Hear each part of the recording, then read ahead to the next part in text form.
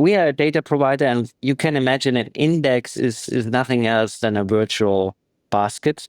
If it's a basket solution, or a price, a reference price for an underlying and financial instrument. Generally speaking, crypto indexes work pretty similarly to other assets indexes. But of course, the problem you have in crypto is how fragmented the market is. Let's take Bitcoin. What's the price of Bitcoin?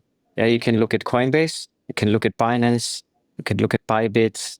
There are hundreds of exchanges. Yes. Yeah, there is no primary listing exchange as in the stock world, right? So Apple is listed on NASDAQ, right? And that's your reference price, for example.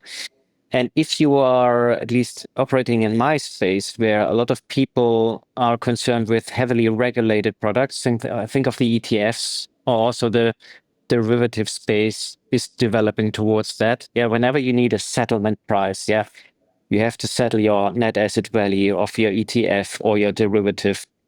You need a reliable checkpoint. And that's where the index comes in. Yeah, so for Bitcoin, for example, which is a very important product in the US for the Bitcoin ETFs, but also for the options on the ETFs, right? We aggregate different pricing sources. Yeah, so you have to be able to vet the exchanges, right? Yeah, so you just take the best exchanges.